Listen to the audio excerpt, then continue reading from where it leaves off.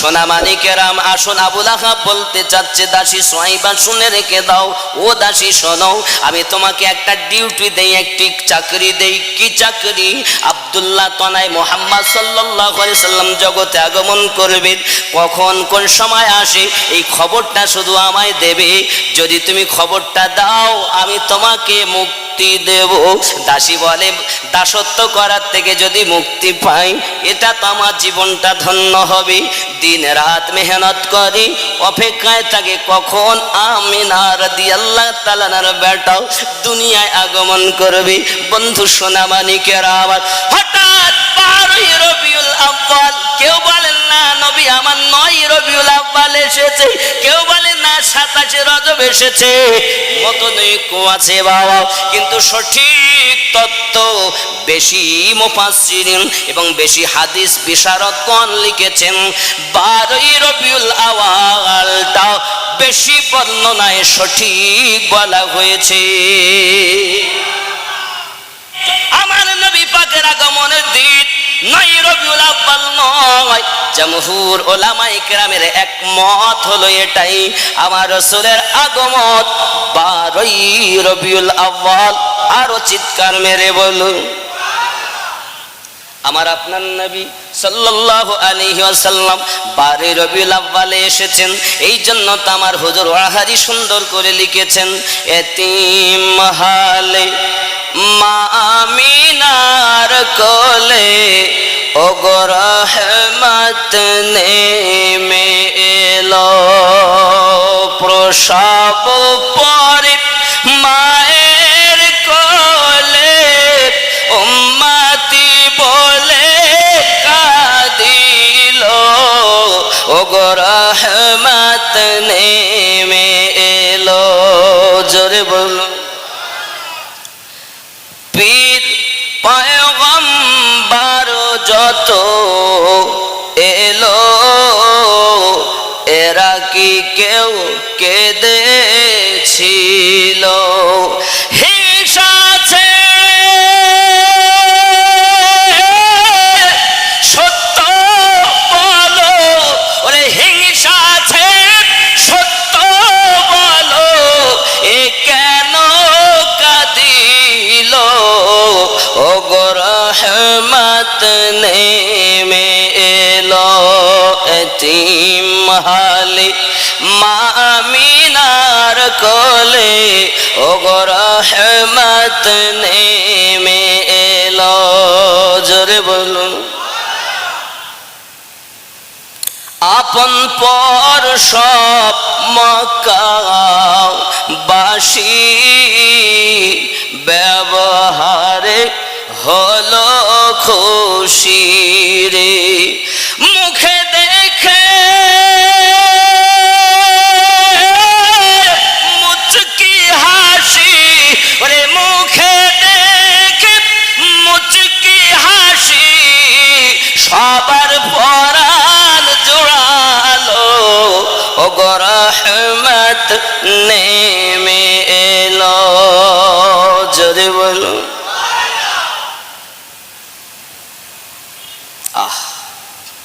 দুঃখী জনের ঘরে ঘরে খাই নাই কে তার সন্ধান করে রে। ওরে দুঃখী জনের ঘরে ঘরে খাই নাই কে তার সন্ধান করে রে। পাথর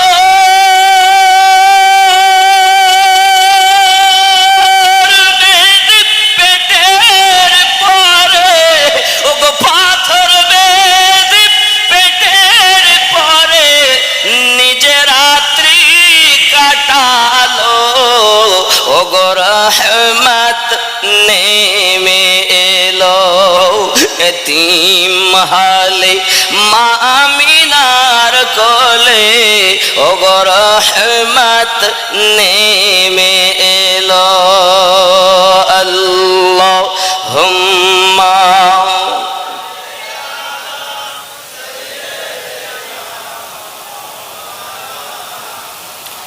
ওয়া আলা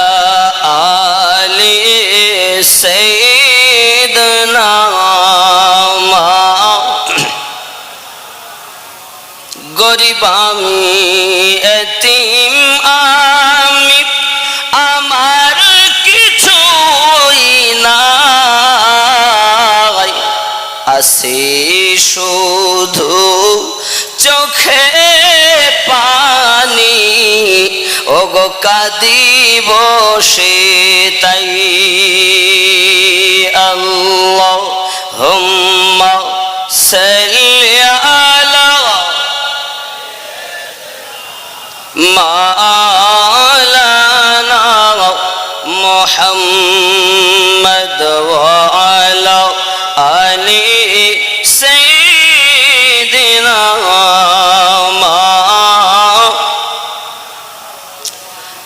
বন্ধুরে বাবারে, আমাদের নবী সাল্লাল্লাহু আলাইহি ওয়াসাল্লামের আগমন সব থেকে বড় আনন্দের দিন হবে।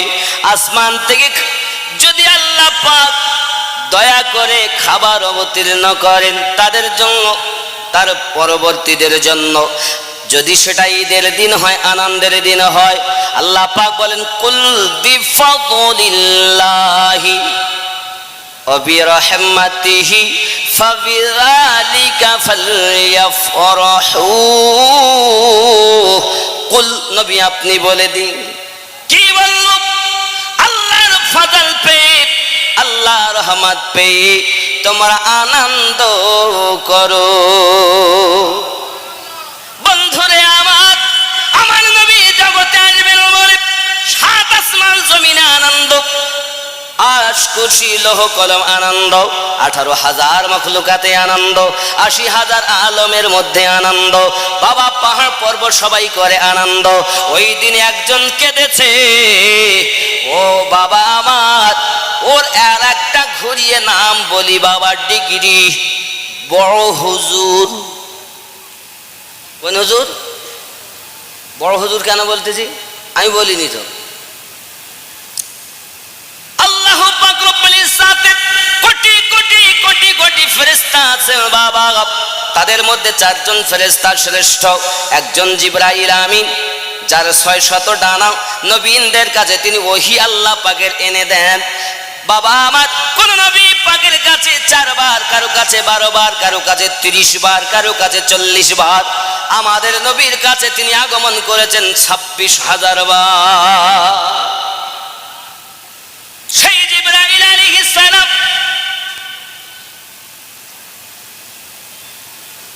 আরো একজন ফেরেশতা নাম তার মিকাইল আলাইহিস সালাম, তিনি পানির জন্য নির্বাচন করা। 3 নাম্বার আরেকটি ফেরেশতা ইসরাফিল আলাইহিস সালাম, তিনি সিংহা নিয়ে দাঁড়িয়ে আছেন, আল্লাহ পাকের অর্ডারে ফু দিবেন, কিয়ামত হবে। আরো একজন ফেরেশতা নাম তার ইসরাইল আলাইহিস সালাম, তিনি মানুষের রূহ কবজ করেন বাবা। কোটি কোটি কোটি কোটি ফেরেশতাদের উপাধি দেওয়া হয়েছে জাগাত। উপাধিটা ছিল এই রূপ, মুআল্লিমুল মালায়েকা, আমার সমস্ত ফেরেশতাদের শিক্ষক, বড় হুজুর। আমার নবীর আগমনে 7 আসমান জমিনে আনন্দ, কিন্তু একজন কান্না করেছে যার ইবাদত 7 লক্ষ বৎসর। কোন বর্ণনায় এসেছে তার ইবাদত ছিল 9 লক্ষ বৎসর। এত বড় হুজুর, 9 লক্ষ বৎসর, মতান্তরে 7 লক্ষ বৎসর ইবাদত করার পরও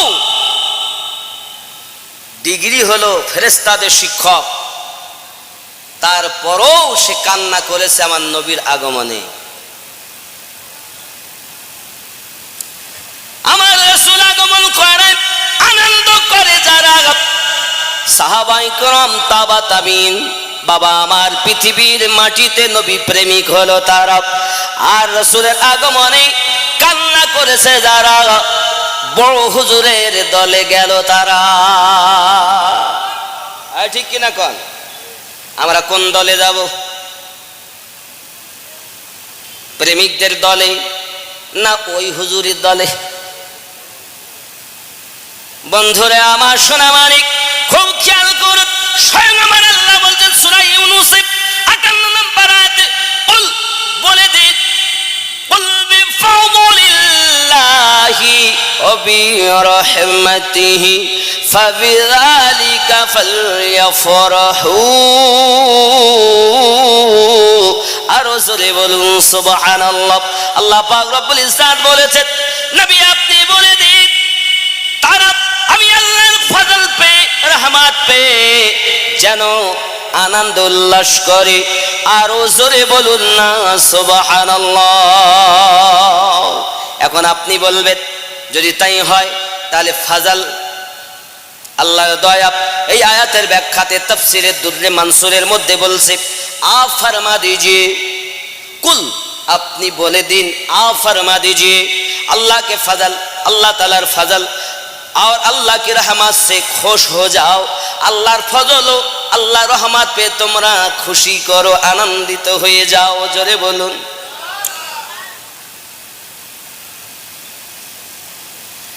আরো বলা হচ্ছে सवा उस पर खुश हो, ये इससे बेहतर है जो वो जमा करते हैं। এই আয়াতের ব্যাখ্যাতে বাবা আমি বলিনি বাপ, অনেকে হয়তো বলবেন আমার নবীর নামটা কেমন করে এলো, আল্লাহ পাক তো বলেছেন আমি বলিনি। খেয়াল করুন এই আয়াতের ব্যাখ্যাতে সুন্দর করে বলা হয়েছে। আবু শাইখ ইবনে মারবিয়া রাহমাতুল্লাহ ने আনাস রাদিয়াল্লাহু তাআলা থেকে হাদিসটি রওয়ায়াত করেছেন। কি বলেছেন? রাসূলুল্লাহ সাল্লাল্লাহু আলাইহি ওয়াসাল্লাম ने फरमाया आयत कुल बिफज़लिल्लाहि व बिरहमतिहि। এই আয়াতের তরজমায় বলা হয়েছে फरमाया फजल माने कुरान शरीफ और रहमत हलो আমার নবী দো জাহান সাল্লাল্লাহু আলাইহি ওয়াসাল্লাম। জোরে বলুন। শোনা মানে কামত এই আয়াতের ব্যাখ্যাটা আমার নয়, জমহুর উলামায়ে কেরাম বাবাজি আমার তারা ব্যাখ্যা করে বলেছেন এই আয়াত থেকে বোঝা গেল ফজল মানে কোরআন আর রহমত মানে আমার নবী। কারণ আল্লাহ পাক কোরআন শরীফে বলেছেন ওয়া আরসালনাকা ইল্লা রাহমাতাল লিল আলামিন। নবী পেয়েছি, আল্লাহ রহমত পেয়েছি, নবী ওয়ালারা আনন্দই মাতোয়ারা হয়ে গেছে। আমার আব্বাজি সোনা মানিক, আমার নবীর আগমনের মধ্যে আপনার দুঃখ লাগে কেন বাবা? পৃথিবীর জমিনে নবী দো জাহান সাল্লাল্লাহু আলাইহি ওয়াসাল্লাম আগমন করেছেন বলে আনন্দ করো। ওগো আমার সোনা মানিকেরা, স্বয়ং আল্লাহ পাক তিন জায়গায় পতাকা লাগাচ্ছেন বাবা। আপনি জুলুস করুন, জশ্নে ঈদ মিলাদুন নবী করুন। আব্বা আমার অনেকেই বলছে জুলুস করা যাবে না, জশ্ন মানানো যাবে না। আব্বা আমার সোনা মানিক, আমাদের নবী পাক যখন মিয়ারাজে যাবেন, ও বাবাজি আমার মিয়ারাজে যাওয়ার সময়তে হঠাৎ করে দেখা গেল প্রথম আসমানে যখন গেছে আল্লাহর ফেরেশতা জান্নাত থেকে বাবাজি আমার আল্লাহ পাকের গেলে মানেরা জান্নাত থেকে একটা নূরের প্রদীপ নিয়ে এসেছেন। কারণ দুনিয়াটা আলো হবে বাবা, দুনিয়াটা আলো হবে। রাতের মধ্যে আমার নবী আল্লাহর দিদার করতে গেছেন, বলুন সুবহানাল্লাহ। দিনে গেছেন না রাতে গেছেন? 27 রজব গেছেন। এখন জান্নাত থেকে প্রদীপ এনেছেন সুন্দর, তার আলোর এত জ্যোতি, এরকম সূর্য যতটা আপনি দেখছেন তার থেকে 3 গুণা করলে যেমন জ্যোতি হয় তার থেকে বেশি জ্যোতি। জোরে বলুন সুবহানাল্লাহ। এখন ওই প্রদীপ আনা খাই আমার নবী আপনার নবী আগমন করবেন প্রথম আসমান। এই সোনা মানিকেরা আমার আল্লাহ পাক অর্ডার করেন, ও গেলে মান এই প্রদীপ তুমি জান্নাতে রেখে দাও। কারণ এই প্রদীপ যেটা জান্নাতের ভিতরে তৈরি হয়েছে আমি আল্লাহ আমার নবীর নূরের সাদাকাতে করেছি। আমার নবী হলেন সিরাজুম মুনির। যত জ্যোতি আছে সমস্ত জ্যোতি থেকে আমি আল্লাহ আমার নবীকে বেশি আলো আলা বানিয়েছি। সমস্ত ফেরেশতারা আমার নবী পাকের আগমনের জন্য আনন্দ উল্লাস করে বাবাজি আমার। খুব মহব্বত আমার নবী সাল্লাল্লাহু আলাইহি ওয়াসাল্লামের প্রতি মহব্বত দেখালে আপনার হিংসা হবে কেন? আপনার তো আরো প্রেম হওয়া দরকার। কারণ আপনাকে যখন কবরে রাখা হবে তখন একটা আওয়াজ দেওয়া হবে। কি দেওয়া হবে? বিসমিল্লাহি ওয়া আলা মিল্লাতি রাসূলিল্লাহি বলা হয় না? না কবরে অন্য কিছু বলা হয়? বিসমিল্লাহি ওয়া আলা মিল্লাতি আমিনউদ্দিন বলেন। বিসমিল্লাহি ওয়া আলা মিল্লাতি আমাদের খাজা গরিব নওয়াজ বলেন। কি বলেন? আল্লাহর নামে নবী পাকের মিল্লাতে রেখে গেলাম। বন্ধুরে আমার, দুনিয়াতে নবী দরকার, ইবাদতে নবী দরকার, নামাজ পড়বেন নবী পাক দরকার। কায়াম আমার আল্লাহ পাক বলেন নামাজে দাঁড়াও। নামাজে যখন আমরা দাঁড়িয়েছি, মাথা আমাদের মিম হয়ে গেছে, হাত ব্যাট দিয়ে বাজু আমাদের হা হয়ে গেছে, কোমরটা মিম হয়ে গেছে, পাটা দাল হয়ে গেছে, মুহাম্মাদ হয়ে দাঁড়িয়ে গেছে। বন্ধুরে, তোমার দাঁড়ানোটা যদি ভালো না হয়, আল্লাহ পাক বলেন আগে তোমার কায়াম ঠিক হবে, তারপরে আমি আল্লাহর ইবাদত তোমার হবে। যখন তোমার দাঁড়ানো হবে, তারপর তো তুমি বলবে ইন্নী ওয়াজজাহতু ওয়াজহিয়া লিল্লাযী ফাতারাস সামাওয়াতি ওয়াল আরদ হানিফা ওয়া মা আনা মিনাল মুশরিকিন। বলবেন নি? নিয়ত করলেন কিবলামুখ হইয়া, নিয়ত করে দাঁড়িয়েছেন, প্রথম দাঁড়ালেন তাও মুহাম্মদ, নিয়ত করে দাঁড়ালেন তাহরিমা বেদে তাও মুহাম্মদ।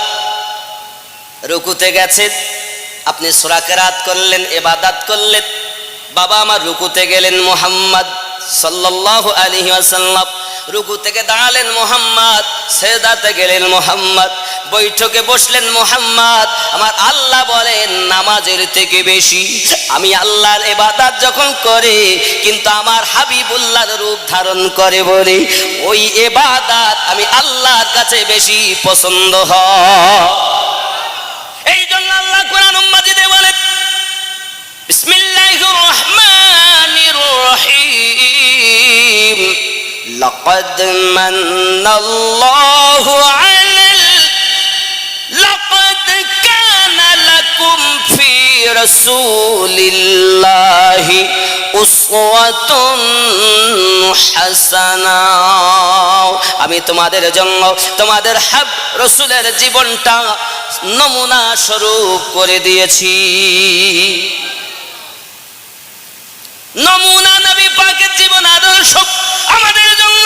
হে বন্ধু আমার সোনা মানিক, আমি যখন নামাজ পড়বো নবী পাক সাজবো, রুকুতে যাব নবী পাকের মতো হব, সেজদাতে যাব নবী পাকের মতো হব, চলবো নবী পাকের মতো হব, বসবো নবী পাকের মতো হব, শোবো তবু নবী পাকের মতো হয়ে শোবো।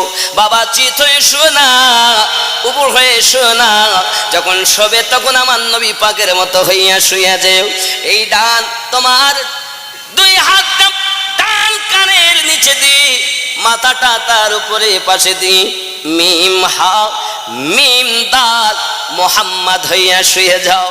সোনা মানিক, বাম কাঁধে শোবে তাও মুহাম্মদ, সোজা শোবে তাও মুহাম্মদ। একটি শোয়া নিষেধ করা, সেটা হলো বাবাজি আমার উপর হয়ে শোয়া। পুরুষের জন্য উপর হয়ে শোয়া যায় না, আর মহিলাদের জন্য চিত হয়ে শোয়া নিষেধ আছে। মহিলারা এরকম সোজা চিত হয়ে শুতে পাবে না, আর বেটা ছেলেরা উপর হয়ে শুতে পাবে না। শোয়াতে মুহাম্মদ, কোন মহিলা যদি নামাজ আদায় করে সেও আমার নবী পাকের মতো হয়ে যায়। শোয়ে যখন নবী পাকের মতো, বসে তখন নবী পাকের মতো, সব দিকটা নবী পাকের মতো। আগে হবে আমার নবী, তারপরে হবে আমি আল্লাহর ইবাদত। তারপর তুমি নামাজে বসলে তাশহুদ পড়ার জন্য, এই তাশহুদে যাই তুমি করলে কি আত্তাহিয়াতু লিল্লাহি ওয়াস সালাওয়াতু ওয়াত তাইয়্যিবাতু আসসালামু আলাইকা আইয়ুহান নবিয়্যু। রুকু আমার, কিয়াম আমার, সিজদা আমার, কোরআন তেলাওয়াত আমার, সব কিছু আমার, কিন্তু এই নামাজে দাইয়া দরুদ হবে আমার মুস্তাফা। তারপর তুমি দরুদ পড়বে। তাশহুদের মধ্যে যাইয়া কি পড়বে? আল্লাহুম্মা সাল্লি আলা মুহাম্মাদ ওয়া আলা আলে মুহাম্মাদ। শুধু আমার নবী পাকের প্রতি নয়, আমার নবীর আলে পাকের প্রতি তোমরা সালাম পেশ করো। জোরে কান সুবহানাল্লাহ।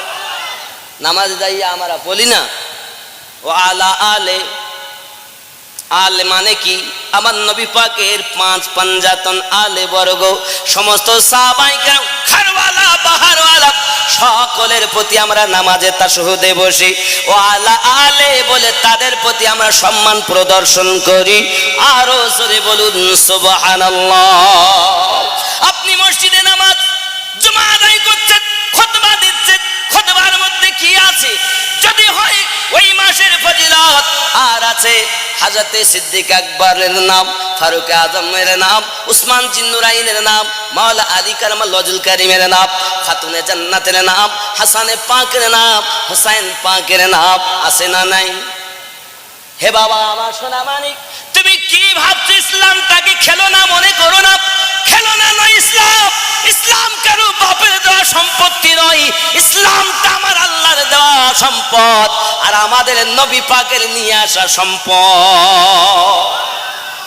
এই সম্পদটাকে যদি তুমি মেনে নিতে পারো, কিভাবে মানলে? তুমি আমার নবী পাকের আনা ইসলামটাকে মানুষের মাঝে ডিক্লার করে দেওয়ার জন্য আমার নবী জানিয়েছেন, আমাকে যদি আমার খাদিজা সাহায্য না করত, আমাকে যদি আমার আলী সাহায্য সহানুভূতি না করত, ইসলামটা বুঝে মানুষের কাছে পৌঁছাতে বড় আমার কষ্ট হয়ে যেত। আমি রাসূলুল্লাহ ইসলামটা মানুষের দ্বারে দ্বারে পৌঁছাতে পেরেছি আমার বিবি খাদিজাতুল কুবরার মাধ্যম দিয়া। ঠিক কিনা বলি? হে সোনা মানিক, ইসলামের আরেক নাম হযরতে খাতুনে জান্নাত রাদিয়াল্লাহু তাআলা আনহা। ইসলামের আরেক নাম হযরতে মাওলায়ে পাক আলী রাদিয়াল্লাহু তাআলা আনহু। ইসলামের আরেক নাম হযরতে হাসানে পাক, আরেক নাম হুসাইনে পাক। সমস্ত সাহাবায়ে কেরাম রিদওয়ানুল্লাহি তাআলা আলাইহিম আজমাইনদের অগাধ সহযোগিতা আছে, কিন্তু আলে পাকের মার্তাবা আরো বেশি আছে। আলে পাকের মধ্যে শ্রেষ্ঠ হযরতে আলী, আর সমস্ত সাহাবায়ে কেরামের মধ্যে শ্রেষ্ঠ হযরতে আবু বকর সিদ্দিক রাদিয়াল্লাহু তাআলা আনহু।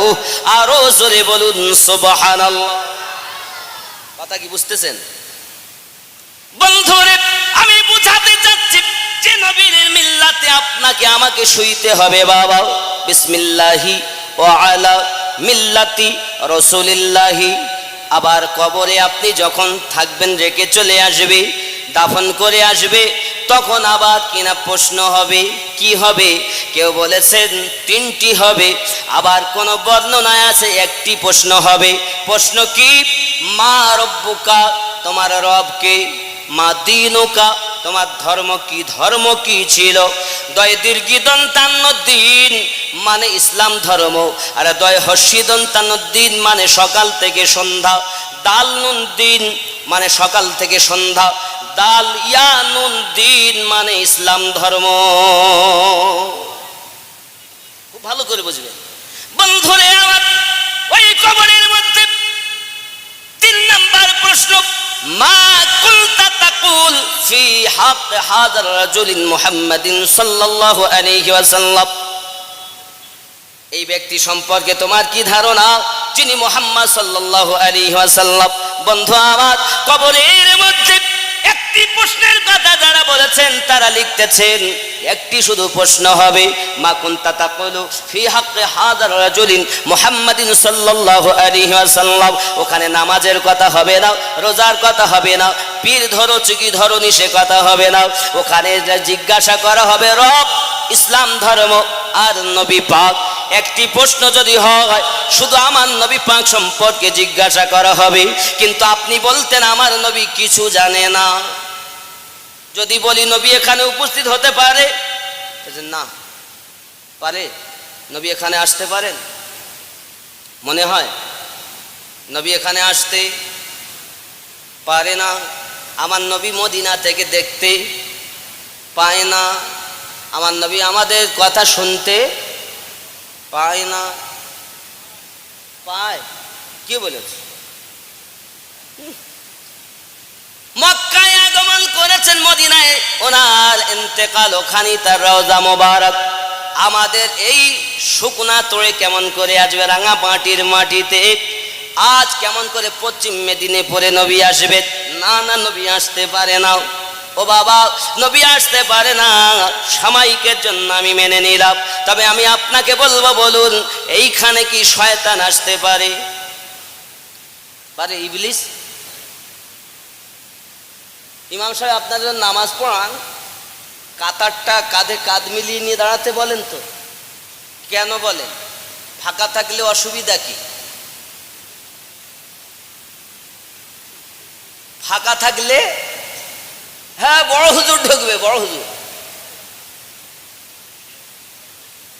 খুব ক্লিয়ার বোঝেন, ইসলামটা আমার বাপের দেওয়া সম্পত্তি নয়, ইসলামটা রাহমাতাল লিল আলামিনের ধর্ম নিয়ে আসা।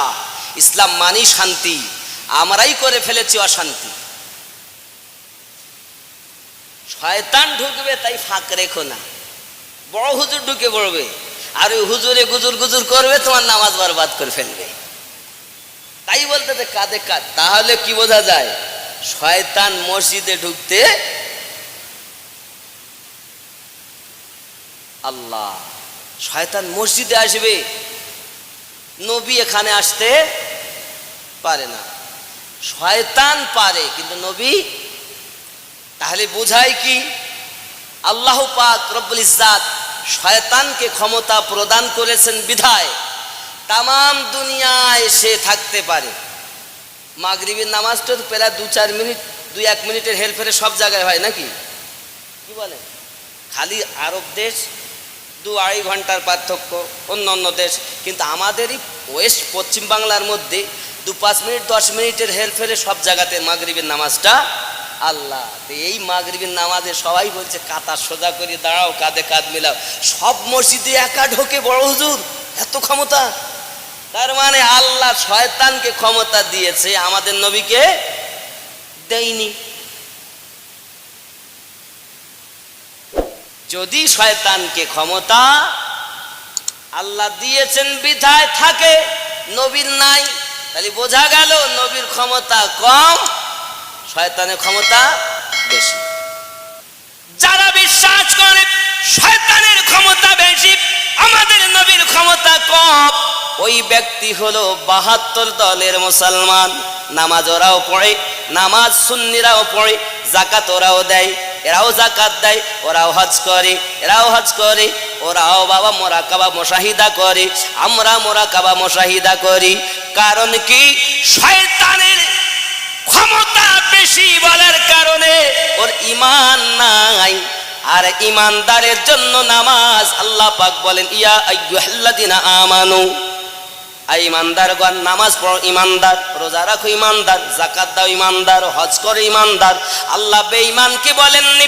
তাহলে নবীর প্রতি যাদের বিশ্বাস কম, শয়তানের প্রতি যাদের বিশ্বাস বেশি, তাদের ঈমান নাই, এদের নামাজ আল্লাহর দরবারে কবুল নাই।